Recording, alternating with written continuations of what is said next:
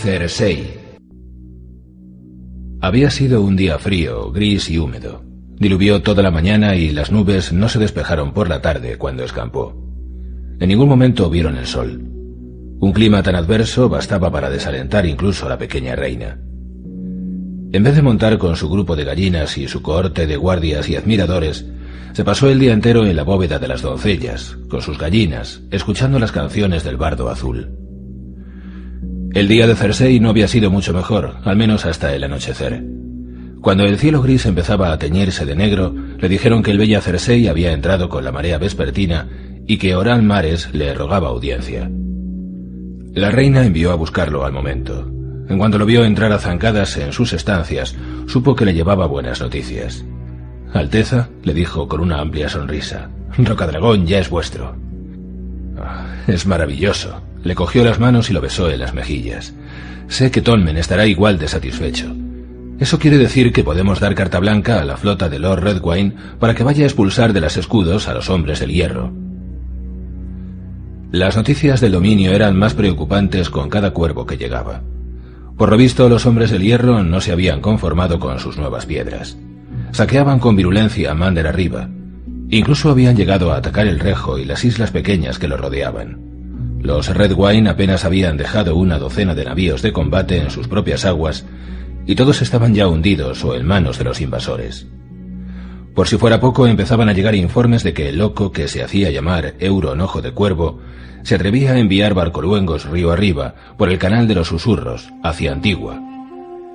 Cuando el bella Cersei hizo las velas, Lord Paxter ya se estaba aprovisionando para el viaje de vuelta, informó Lord Mares. A estas alturas, el grueso de su flota estará en el mar. Esperemos que tengan un viaje rápido y mejor clima que el de hoy. La reina hizo una seña a Mares para que se sentara a su lado, junto a la ventana. ¿Debemos dar las gracias a Ser Loras por este triunfo? La sonrisa del hombre se esfumó. Algunos os dirían que sí, Alteza. ¿Algunos? Le dirigió una mirada interrogativa. ¿Vos no?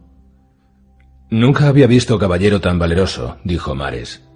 Pero convirtió en una carnicería lo que podría haber sido una victoria sin derramamiento de sangre. Ha muerto 1 millar de hombres o poco menos. Casi todos eran de los nuestros. Y no solo soldados comunes, Alteza, también caballeros y jóvenes señores, los mejores, los más valientes. ¿Y Ser Loras? Puede que se convirtiera en el 1001. Después de la batalla lo llevaron al interior del castillo, pero sus heridas son espantosas. Ha perdido tanta sangre que los maestres no se atreven a ponerle las sanguijuelas. Qué pena. Tommen se va a llevar un disgusto. Admiraba tanto a nuestro galante caballero de las flores. Y el pueblo también, añadió su almirante. Cuando muera Loras, las doncellas llorarán ante sus copas de vino por todo el reino. La reina sabía que no se equivocaba. El día en que Ser Loras se hizo a la mar, 3000 personas se congregaron ante la puerta del lodazal para despedirlo, y 3 de cada 4 eran mujeres. Aquello le había parecido un espectáculo despreciable. Habría querido gritarles que no eran más que ovejas y decirles que lo único que les podría proporcionar Loras Tyrell era una sonrisa y una flor. Sin embargo, proclamó que era el caballero más osado de los 7 reinos y sonrió cuando Tommen le entregó una espada enjollada para que la utilizara en la batalla. El rey también le había dado un abrazo, cosa que no entraba en los planes de Cersei, pero ya no tenía importancia. Podía permitirse el lujo de la generosidad. Loras Tyrell estaba agonizando. «Contadme», ordenó Cersei. «Quiero saberlo todo, del principio al final». Cuando terminó, la habitación estaba ya casi a oscuras. La reina encendió unas cuantas velas y mandó a Dorcas a las cocinas a buscar pan, queso y buey guisado con rábano picante. Mientras cenaban, le pidió a Hogan que le volviera a contar la historia para memorizar bien todos los detalles. «No quiero que nuestra amada Margaery reciba esa noticia de cualquier desconocido», dijo. «Yo misma se la transmitiré». «Vuestra Alteza es muy bondadosa», dijo Mares con una sonrisa. Una sonrisa malévola, pensó la reina. Hogan no se parecía tanto como había creído al príncipe Raegar. Tiene su pelo, pero por lo que se dice también lo tiene la mitad de las putas de Lys. Raegar era un hombre, este es un chiquillo astuto, nada más, aunque a su manera resulta útil. Margaery estaba en la bóveda de las doncellas, bebiendo vino con sus 3 primas, todas concentradas en un juego nuevo llegado de Volantis. Era tarde, pero los guardias abrieron paso a Cersei al momento. Alteza, empezó, es mejor que sea yo quien os dé la noticia. Hogan ha vuelto de Rocadragón. Vuestro hermano es un héroe. Siempre lo he sabido. Margaery no parecía sorprendida. ¿Por qué iba a estarlo?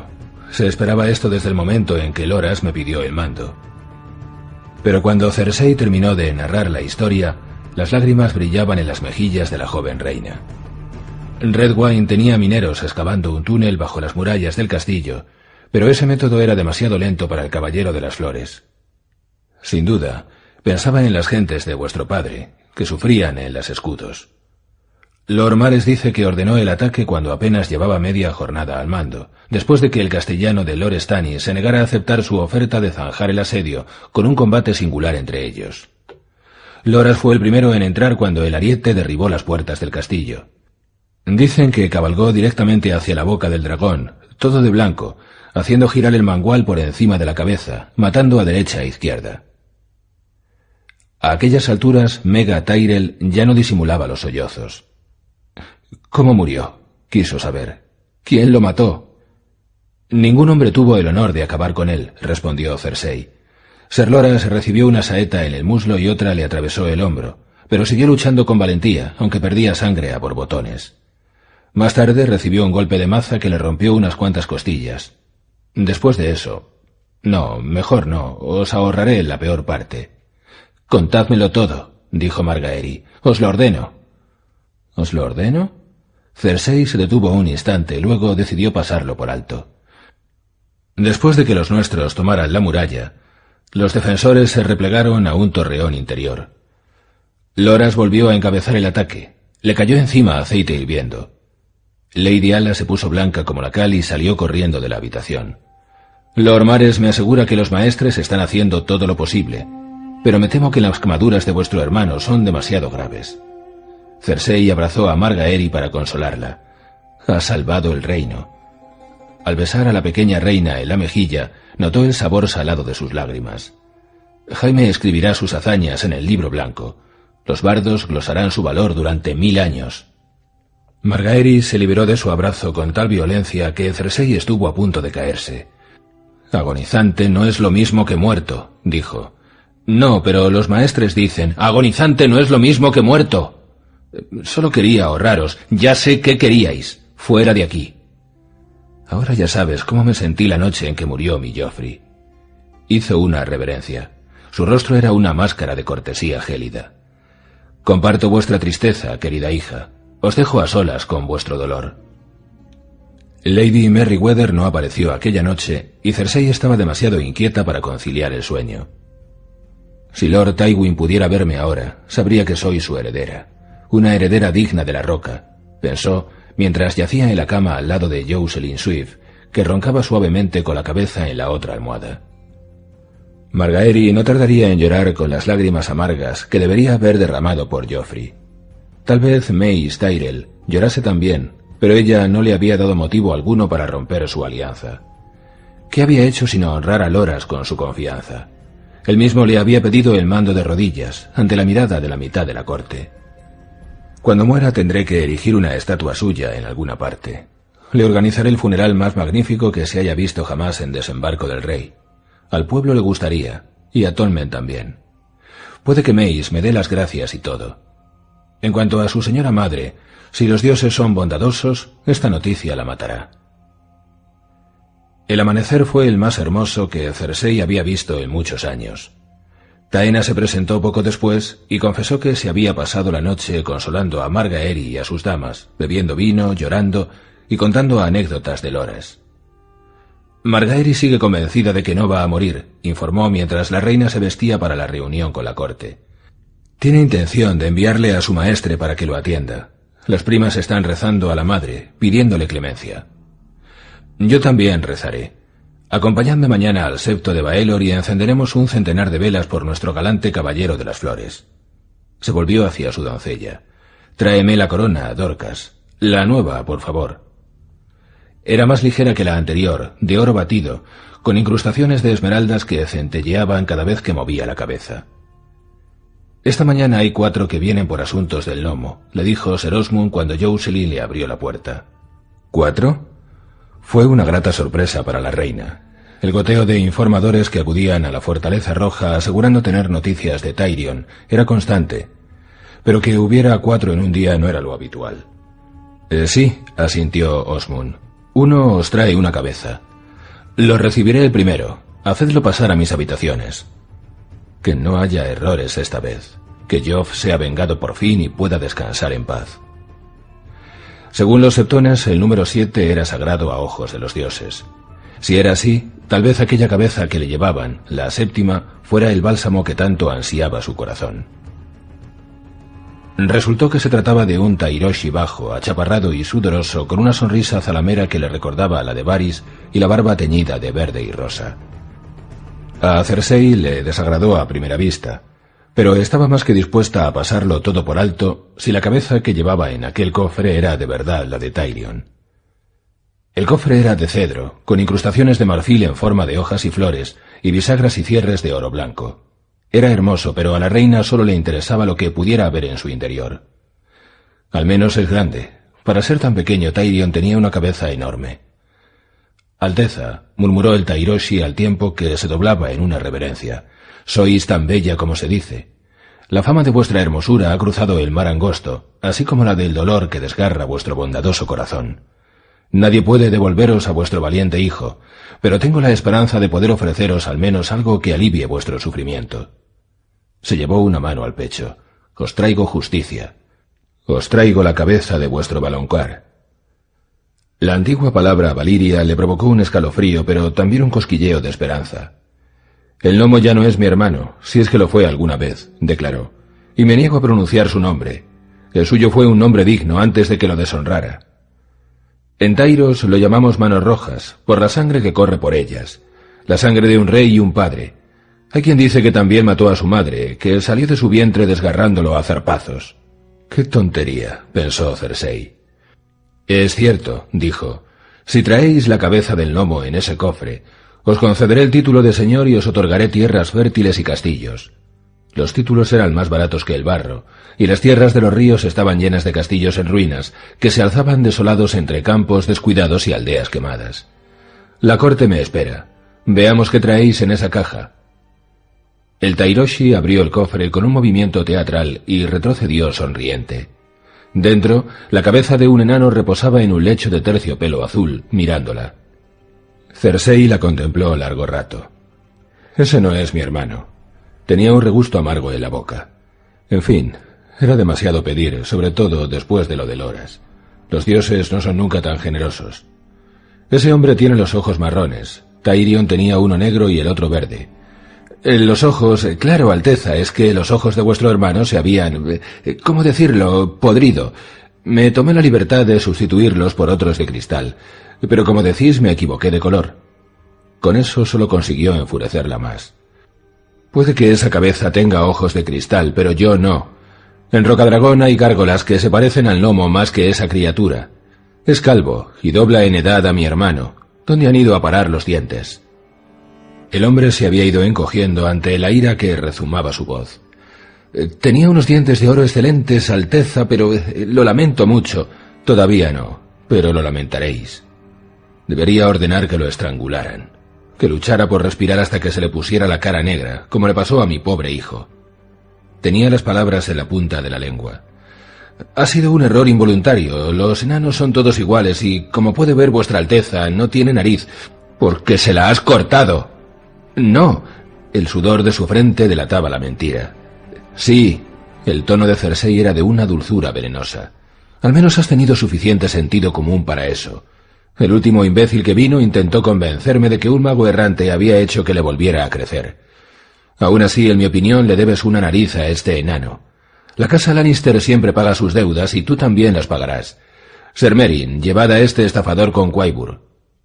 Ser Meryn Trant se llevó a rastras al Tyroshi, que seguía protestando. Cuando se quedaron solos, Cersei se volvió hacia Osmund Kettleblack. Quitad eso de mi vista, Ser Osmund, y haced pasar a los otros 3 que dicen tener noticias del gnomo. Sí, Alteza. Por desgracia, los 3 aspirantes a informadores le fueron de tan poca utilidad como el Tairoshi. Uno le dijo que el gnomo se escondía en un burdel de Antigua, donde daba placer a los hombres con la boca. La imagen era divertida, pero Cersei no se lo creyó ni por asomo. El segundo aseguró haber visto al enano en un espectáculo de cómicos en Braavos. El tercero insistía en que Tyrion se había hecho ermitaño y vivía en una colina encantada en las tierras de los ríos. La reina les dio la misma respuesta a los tres. «Si tenéis la amabilidad de guiar a mis valientes caballeros hasta ese enano, recibiréis una generosa recompensa», prometió. «Siempre y cuando sea el gnomo, claro. Si no, bueno, mis caballeros no tienen paciencia con los engaños, ni con los patanes que les hacen perseguir sombras. Alguien podría quedarse sin lengua». Los tres informadores perdieron la fe al momento y reconocieron que quizás se hubieran equivocado de enano. Hasta entonces Cersei no había caído en la cuenta de cuántos enanos había. «¿Qué pasa? ¿Que el mundo entero está lleno de monstruitos retorcidos?», se quejó cuando salió el último informador. «¿Cuántos puede haber?». «Menos que antes», respondió Lady Merryweather. «¿Me concede vuestra Alteza el honor de acompañarla a la corte?». «Si soportáis el aburrimiento», suspiró Cersei. Robert era un imbécil en muchos aspectos, pero en una cosa tenía razón: gobernar un reino era un trabajo agotador. «Me entristece ver a vuestra Alteza tan cansada. ¿Por qué no hacemos una escapada y dejamos que la mano del rey se ocupe de esas peticiones tan aburridas? Podemos disfrazarnos de criadas y pasar el día con el pueblo para averiguar qué se cuenta de la caída de Rocadragón. Conozco la taberna donde canta el bardo azul cuando no está deleitando a la pequeña reina, y también un antro donde un conjurador convierte el plomo en oro, el agua en vino y a las chicas en chicos. Tal vez pueda hechizarnos a una de las dos. ¿No le haría gracia a vuestra Alteza ser un hombre durante una noche?» «Si fuera un hombre sería Jaime», pensó la reina. «Si fuera un hombre podría gobernar el reino en mi propio nombre, en lugar de Tonmen». «Solo si vos siguierais siendo una mujer», dijo, a sabiendas de que era lo que quería oír Taena. «Sois muy mala, tentarme de esa manera. Pero ¿qué reina sería si dejara mi reino en las manos temblorosas de Harry Swift?» «Vuestra Alteza es demasiado diligente». Taena hizo un puchero. «Cierto», reconoció Cersei, «y lo lamentaré antes de que llegue la noche». Cogió a Lady Merryweather por el brazo. «Vamos». Halabar Shaw fue el primero en presentar su petición aquel día, como correspondía a su condición de príncipe en el exilio. Por espléndido que fuera su aspecto, con la capa de plumas de colores vivos, iba a lo de siempre, a suplicar. Cersei permitió, como en todas las ocasiones, que le rogara hombres y armas con que recuperar el Valle de la Flor Roja. «Su Alteza está en medio de una guerra, príncipe Halabar», dijo cuando terminó. «Ahora mismo no puede prescindir de ningún hombre para la vuestra, tal vez el año que viene». Eso era lo que Robert le decía siempre. Al año siguiente le diría que se olvidara, pero aquel día no. Rocadragón estaba en sus manos. Lord Halain, del gremio de alquimistas, se presentó para pedir que permitiera a sus piromantes incubar los huevos de dragón que pudieran localizar en Rocadragón, ya que la isla estaba a salvo de manos regias.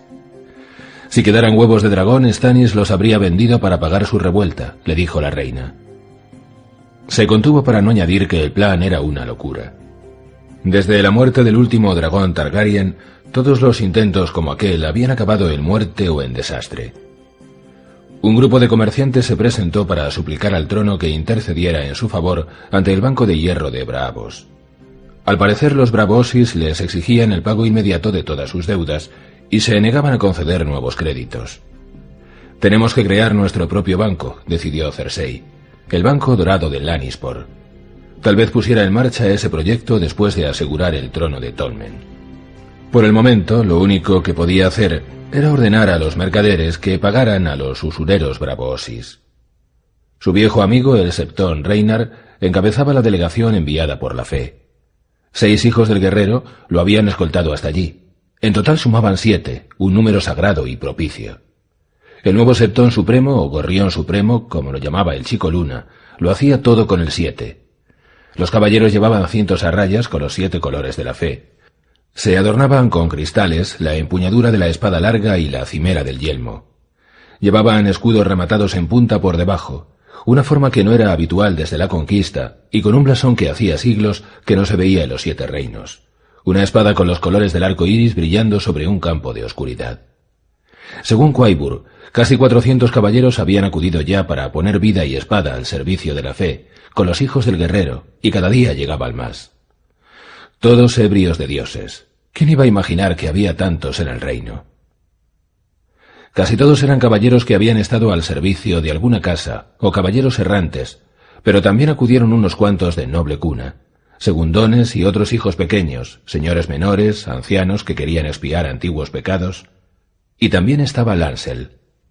Cuando Quaibur le dijo que el estúpido de su primo había renunciado a castillo, tierras y esposa para volver a la ciudad y unirse a la noble y pujante orden de los hijos del guerrero, pensó que era una broma, pero allí estaba, con todos los demás imbéciles santurrones. A Cersei no le gustaba nada todo aquello, menos aún le gustaba la interminable hostilidad y la ingratitud del Gorrión Supremo. «¿Dónde está el Septón Supremo?», interrogó a Rhaenyra. «Lo he mandado llamar a él». «Su Altísima Santidad me ha enviado a mí en su lugar», respondió el Septón Rhaenyra en tono contrito. «Me ordena que le diga a vuestra Alteza que los 7 lo envían a combatir la perversión». «¿Cómo? ¿Predicando la castidad en la calle de la Seda? ¿Cree que rezar por las putas las convertirá en vírgenes?» «El padre y la madre dieron forma a nuestros cuerpos para que el hombre se uniera con la mujer y engendraran hijos legítimos», replicó Rhaenyra. «Que las mujeres vendan sus partes sagradas por dinero es un pecado nefando». Tan piadoso sentimiento habría resultado mucho más convincente si la reina no supiera que el Septón Rhaenyra tenía amigas íntimas en todos los burdeles de la calle de la Seda. Sin duda había decidido que era mejor repetir lo que piaba el Gorrión Supremo que fregar suelos. «No os atreváis a venirme con sermones», le dijo. «Los propietarios de los burdeles se han quejado, y con razón. Los pecadores hablan, pero ¿por qué van a escuchar los justos?» «Esos pecadores alimentan las arcas reales», replicó la reina con brusquedad. «Con sus monedas se paga el salario de mis capas doradas, y se construyen galeras para defender nuestras orillas. También hay que pensar en el comercio. Si no hubiera burdeles en Desembarco del Rey, los barcos se irían al Valle Oscuro o a Puerto Gaviota. Su Altísima Santidad me prometió paz en mis calles. La prostitución contribuye a mantener esa paz. Si desaparecen las putas, empezarán las violaciones, por tanto que Su Altísima Santidad rece en el septo, que es el sitio adecuado». La reina había pensado que vería también a Lord Giles, pero en su lugar se presentó el gran maestre Pycelle, con el rostro ceniciento y gesto evasivo, para decirle que Rosby estaba tan débil que no se podía levantar. «Lamento informaros de que me temo que Lord Giles se reunirá muy pronto con sus nobles antepasados. Que el padre lo juzgue con justicia. Si Rosby muere, Mace Tyrell y la pequeña reina volverán a intentar imponerme a Garth el grosero». «Lord Giles lleva años con esa tos, y hasta ahora no lo ha matado», protestó. «Se pasó tosiendo la mitad del reinado de Robert y todo el de Joffrey. Si se está muriendo será porque alguien quiere verlo muerto». El gran maestre Pycelle parpadeó con incredulidad. «Alteza, ¿quién podría desear la muerte de Lord Giles? Tal vez su heredero, o la pequeña reina. Alguna mujer a la que despreció. Margaery, Mace y la reina de las espinas. ¿Por qué no? Giles se interpone en su camino. Algún viejo enemigo, un enemigo nuevo, vos». El anciano palideció. «Vuestra Alteza tiene que estar de broma. He purgado a su señoría, lo he sangrado. Lo he tratado con cataplasmas e infusiones. Los vapores le proporcionan cierto alivio y el sueño dulce le aplaca un poco la tos. Pero lamento comunicaros que junto con la sangre ahora escupe trocitos de pulmón. Me da igual. Volved con Lord Giles e informadlo de que no tiene mi permiso para morirse». «Como ordene vuestra Alteza». Pycelle hizo una reverencia rígida. Hubo más, muchos más, y cada peticionario era más aburrido que el anterior. Aquella noche, cuando por fin hubo terminado con el último, tomó una cena ligera con su hijo. «Cuando reces antes de acostarte, dales las gracias a la madre y al padre por ser aún un niño», le dijo. «Reinar es muy duro. Te aseguro que no te va a gustar. Te picotearán como una bandada de cuervos. Cada uno querrá un pedacito de tu carne». «Sí, madre», dijo con tristeza. Cersei comprendió que se debía a que la pequeña reina le había dicho lo de Ser Loras. Según Ser Osmund, el niño se había echado a llorar. «Es pequeño. Cuando tenga la edad de Joff, se habrá olvidado hasta de la cara de Loras». «No me importa, de verdad», continuó el niño. «Debería acompañarte todos los días a la corte para escuchar. Margaery dice, Margaery habla demasiado, estalló Cersei. Me dan ganas de arrancarle la lengua. No digas eso, gritó Tolmen de repente con la carita redonda enrojecida. No le toques la lengua. No la toques a ella. El rey soy yo, no tú. Se quedó mirándolo con incredulidad. ¿Qué has dicho? Que soy el rey, y yo digo a quién hay que arrancarle la lengua, no tú. No dejaré que le hagas daño a Margaery, no te dejaré, te lo prohíbo. Cersei lo cogió por la oreja y lo arrastró hasta la puerta mientras se debatía. Ser Boros Blown estaba montando guardia. Ser Boros, Su Alteza no sabe comportarse. Tened la amabilidad de acompañarlo a sus aposentos y llevadle a Pate. Esta vez que lo azote Tolmen personalmente. Que no pare hasta que le sangren las dos nalgas. Si Su Alteza se niega o si se atreve a protestar, llamad a Qyburn y que le corte la lengua a Pate para que Su Alteza aprenda el precio de la insolencia. Como ordenéis, respondió Ser Boros, al tiempo que miraba al rey, incómodo. Acompañadme, Alteza, por favor. Cuando la noche envolvió la fortaleza roja, Jocelyn encendió la chimenea de la reina, mientras Dorcas prendía las velas de los lados de la cama. Cersei abrió la ventana para respirar aire fresco y vio que las nubes volvían a cubrir las estrellas. «Qué noche más oscura, Alteza», murmuró Dorcas. «Sí», pensó, «pero no tanto como en la bóveda de las doncellas, ni como en Rocadragón, donde yace Loras Tyrell, quemado y sangrando, ni como en las celdas negras que hay bajo el castillo». La reina no sabía por qué le había acudido aquello a la cabeza. Estaba decidida a no volver a pensar en Falais. Un combate singular. Es culpa de Falais, por casarse con semejante imbécil. Según las noticias que llegaban de Stokeworth, Lady Tanda había muerto de un enfriamiento en el pecho provocado por la fractura de cadera. Había nombrado Lady Stokeworth a Loulis Lalela, y Ser Bronn era el señor. Tanda muerta y Giles agonizante. Menos mal que tenemos al Chico Luna, así no nos quedamos sin bufones. La reina sonrió y apoyó la cabeza en la almohada. Cuando la besé en la mejilla, noté el sabor salado de sus lágrimas. Volvió a tener el viejo sueño, el de las tres niñas con capas marrones, una vieja arrugada y una carpa que olía a muerte. La carpa de la vieja era alta, con cubierta puntiaguda. No quería entrar, igual que no había querido a los 10 años, pero las otras niñas la miraban y no podía echarse atrás. El ensueño eran tres, como en la vida real. Jane Farman, la gorda, se quedó atrás como siempre. Ya era raro que hubiera llegado hasta allí. Melara Heatherspoon era más atrevida, mayor y más bonita, aunque pecosa. Las tres se habían puesto la capa de lana basta y se habían cubierto con la capucha después de escabullirse de la cama y cruzar los terrenos del torneo para ir a ver a la hechicera. Melera había oído cuchichear a las criadas. Decían que podía maldecir a un hombre o hacer que se enamorara, invocar demonios y predecir el futuro. En la vida real las niñas habían llegado jadeantes y risueñas, cuchicheando, tan emocionadas como asustadas. El ensueño era diferente. En el sueño los pabellones estaban envueltos en sombras. Los caballeros y criados con que se cruzaban eran de neblina. Las chicas vagaron un buen rato antes de dar con la carpa de la vieja.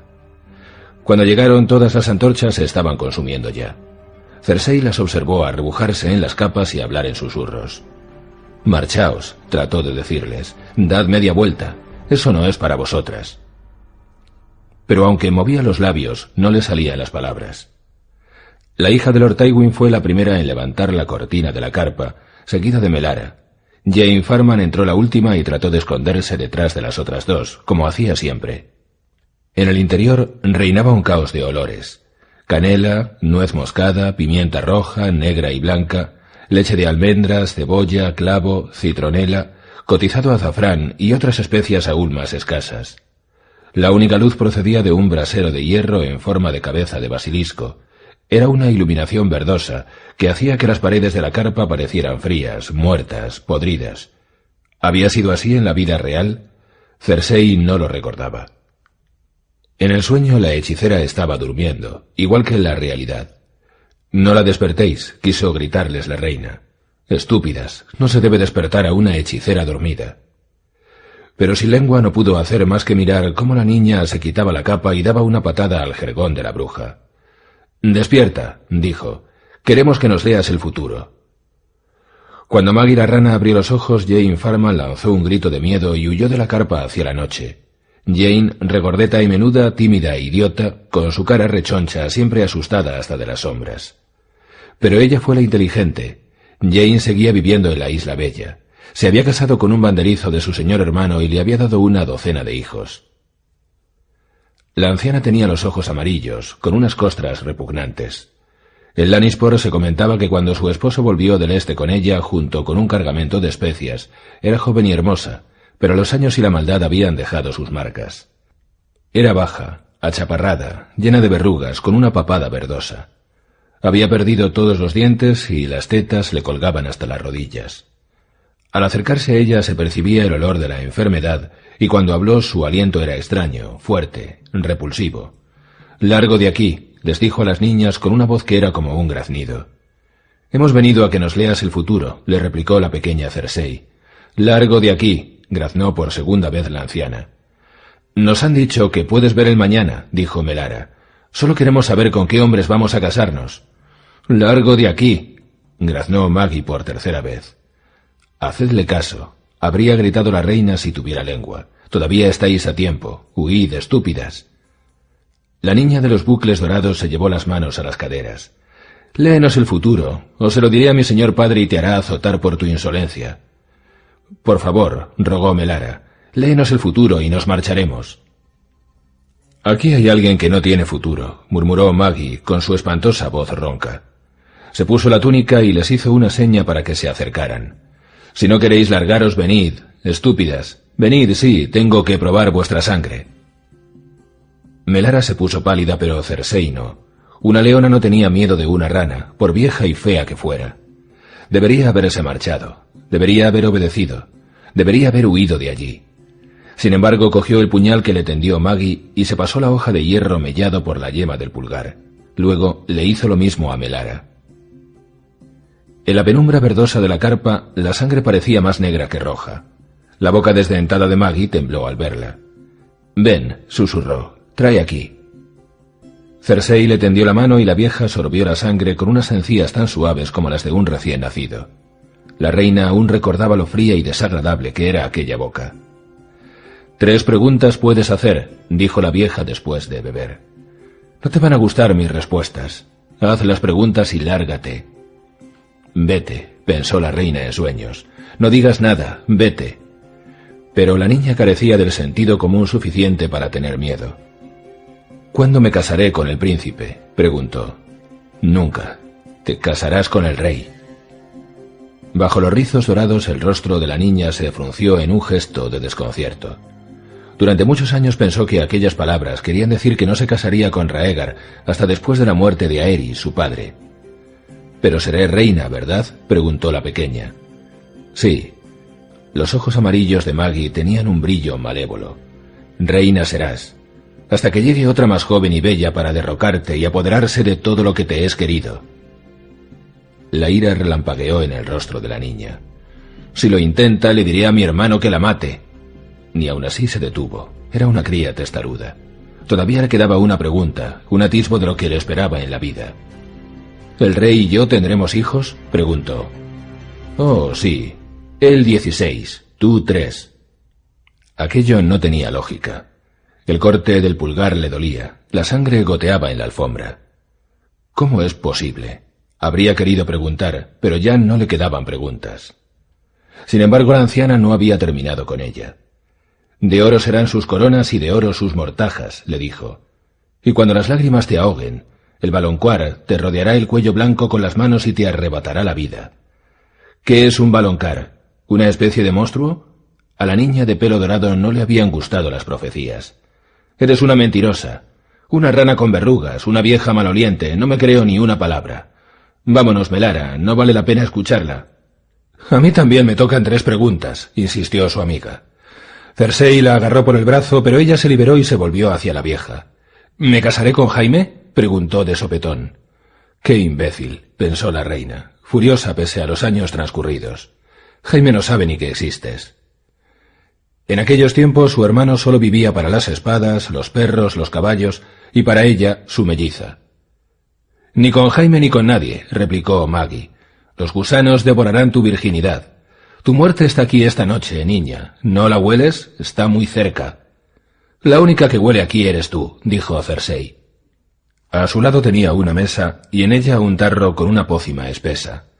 La cogió y se la tiró a la anciana a los ojos. En la vida real la vieja le gritó en un extraño idioma extranjero y las maldijo mientras huían de la carpa. Pero en el sueño su rostro se disolvió, se fundió con los jirones de neblina gris hasta que solo quedaron los ojos amarillos entrecerrados, los ojos de la muerte. El Valonqar te rodeará el cuello con las manos, oyó la reina, pero no era la voz de la anciana. Las manos salieron de la neblina de su sueño y se cerraron en torno a su cuello. Manos gruesas, manos fuertes. Por encima de ellas flotaba su rostro, que la miraba burlón desde arriba con ojos dispares. «No», trató de gritar la reina, pero los dedos del enano se le hundieron en la carne y ahogaron sus protestas. Chilló y pataleó, pero no sirvió de nada. Pronto empezó a emitir los mismos sonidos que su hijo, el espantoso pitido al intentar respirar que había marcado los últimos momentos de Joff. Se despertó en la oscuridad jadeante, con la colcha enroscada en torno al cuello. Cersei se liberó de ella con tal violencia que la desgarró, y se incorporó sentada, con el pecho agitado. «Ha sido un sueño», se dijo. «Un sueño antiguo, y una colcha enredada, nada más». Taena volvía a pasar la noche con la pequeña reina, así que quien dormía a su lado era Dorcas. La reina la agitó por el hombro con brusquedad. «Despierta. Ve a buscar a Pycelle. Supongo que está con Lord Giles. Que suba de inmediato». Todavía medio dormida, Dorcas salió de la cama y se tambaleó por la estancia en busca de su ropa. Sus pisadas hacían crujir la paja del suelo. Al cabo de varios siglos, el gran maestre Pycelle entró arrastrando los pies. Se detuvo ante ella con la cabeza inclinada, parpadeando y esforzándose por contener los bostezos. Parecía como si el peso de la enorme cadena de maestre que llevaba en torno al cuello arrugado estuviera a punto de hacerlo caer. Pycelle había sido viejo desde que Cersei lo recordaba, pero hubo un tiempo en que también fue magnífico, digno, con atuendos opulentos y una cortesía exquisita. La poblada barba blanca le había proporcionado un aura de sabiduría. Pero Tyrion se la había afeitado, y lo que le había crecido en su lugar eran unos patéticos mechones de pelo fino y quebradizo, con los que trataba de esconder la papada sonrosada. «No es un hombre», pensó, «son sus restos». Las celdas negras le arrebataron toda la fuerza. Bueno, con ayuda de la navaja del gnomo.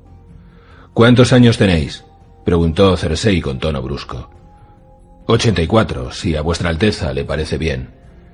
Me parecería mejor un hombre más joven. El anciano se pasó la lengua por los labios. Solo tenía 42 cuando el cónclave me hizo llamar. Caez tenía 80 cuando lo eligieron y Elendor iba a cumplir los 90. La carga pudo con ellos. Ambos murieron en menos de un año. El siguiente fue Merion. Solo tenía 66 años, pero murió de un enfriamiento cuando venía a desembarco del rey. Después de aquello, Aegon le pidió a la ciudadela que enviara a alguien más joven. Fue el primer rey al que serví. Y Tolmen será el último. Necesito que me deis una pócima, algo que me ayude a dormir. Una copa de vino antes de acostaros puede... Ya he bebido vino, cretino descerebrado. Quiero algo más fuerte, que no me deje soñar. ¿Vuestra Alteza no quiere soñar? ¿Qué acabo de deciros? ¿Es que tenéis las orejas tan reblandecidas como la polla? ¿Vais a traerme una pócima o tendré que ordenarle a Lord Qyburn que rectifique otro de vuestros fracasos? No hay necesidad de involucrar a Qyburn. Dormir sin soñar, os traeré una pócima. Muy bien, retiraos. Pero cuando se dirigía hacia la puerta lo llamó otra vez. Una cosa más. ¿Qué os enseñan en la ciudadela sobre las profecías? ¿Es posible predecir el futuro? El anciano titubeó. Se llevó al pecho una mano arrugada para acariciarse la barba que ya no tenía. «Es posible predecir el futuro», repitió lentamente. «Tal vez. En los antiguos libros hay ciertos hechizos. Pero vuestra Alteza debería hacerse otra pregunta. ¿Se debe predecir el futuro?» Y la respuesta es no. Hay puertas que deben permanecer cerradas. «Aseguraos de cerrar la mía cuando salgáis». Debería haberse imaginado que su respuesta iba a ser tan inútil como él. A la mañana siguiente desayunó con Tolmen. El niño se mostró mucho más dócil. Al parecer lo de administrar el castigo a Pate había dado resultado. Tomaron huevos fritos, pan frito, panceta y unas naranjas anguinas recién llegadas de Dorne por barco. Los gatitos de su hijo estaban con él. Al verlos juguetear en torno a sus pies, Cersei se sintió un poco mejor. A Tolmen no le sucederá nada malo mientras yo viva. Si hacía falta, mataría a la mitad de los señores y a todo el pueblo de Poniente con tal de mantenerlo a salvo. «Ve con Jocelyn», le dijo cuando terminaron. Luego mandó llamar a Quaibur. «¿Sigue viva Lady Falais?» «Está viva, sí, aunque quizá no demasiado cómoda». «Entiendo». Cersei meditó un instante. «Ese tal Bronn. La verdad, no me gusta tener un enemigo tan cerca. Todo su poder le viene de Lowlys. Pero si nos presentáramos con su hermana mayor... Por desgracia me temo que Lady Falais ya no será capaz de gobernar Stoneworth», respondió Quaibur. «Ni siquiera de comer por sí misma. Me complace deciros que he descubierto muchas cosas gracias a ella, pero el conocimiento tiene su precio. Espero no haberme sobrepasado en el cumplimiento de vuestras instrucciones». «No». Fuera cual fuera su plan, ya era demasiado tarde. No tenía sentido dar más vueltas a esas cosas.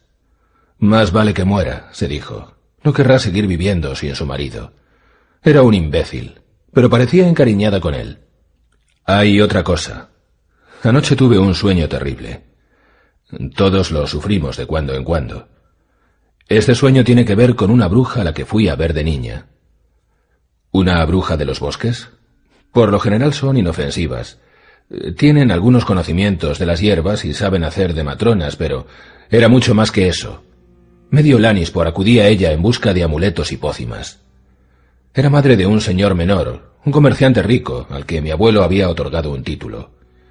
El padre de este señor la había conocido en un viaje por el este. Unos decían que ella lo hechizó, otros que le bastó con la magia que tenía entre los muslos.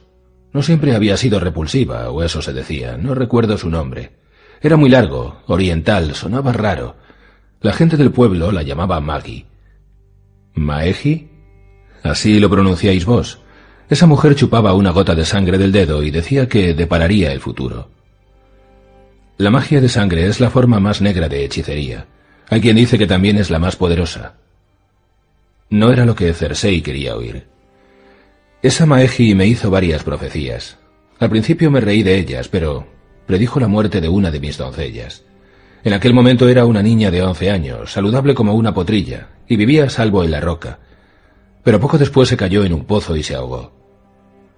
Melara le había suplicado que no hablaran jamás de lo que habían oído en la carpa de la Maeji. «Si no volvemos a hablar de eso, se nos olvidará, se convertirá en una pesadilla que tuvimos», decía. «Las pesadillas nunca se hacen realidad». Por aquel entonces eran tan jóvenes que aquello les sonó casi razonable. «¿Aún echáis de menos a vuestra amiga de la infancia?», preguntó Quaibur. «¿Eso es lo que os preocupa, Alteza?» «¿Melara? No. Apenas me acuerdo de su cara. Es que la Maeji sabía cuántos hijos iba a tener, y también lo de los bastardos de Robert. Años antes de que engendrara al primero, ella ya lo sabía. Me prometió que sería reina, pero dijo que llegaría otra, más joven y bella, me dijo. Otra reina que me arrebataría todo lo que me era querido. Y queréis impedir que se cumpla esa profecía. Más que nada en el mundo, pensó. ¿Es posible? Oh, sí, no lo dudéis. ¿Cómo? Me parece que vuestra Alteza ya lo sabe. Era verdad. Lo supe desde el principio, pensó, incluso cuando estábamos en la carpa. Si lo intenta, le diré a mi hermano que la mate. Pero saber qué había que hacer era una cosa y saber cómo hacerlo otra muy diferente. Ya no podía confiar en Jaime.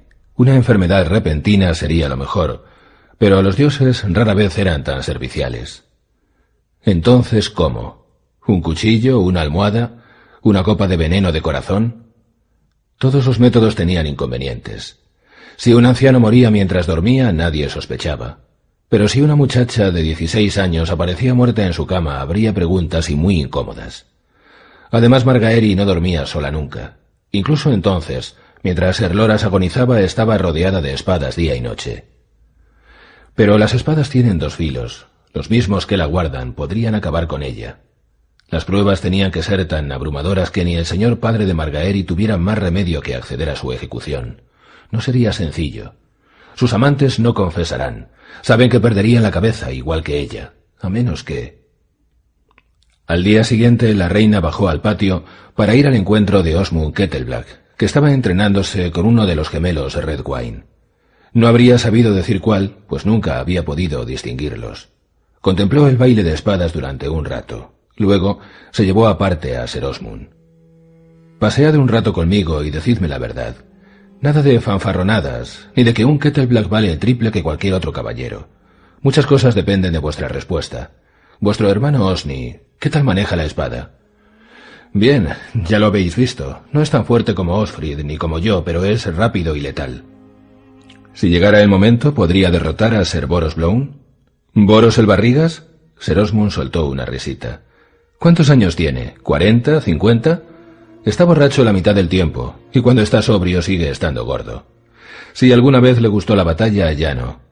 Sí, Alteza, si hubiera que matar a Ser Boros, a Osni le resultaría fácil. ¿Por qué? ¿Boros ha cometido alguna traición?» «No», replicó ella. «Pero Osni sí».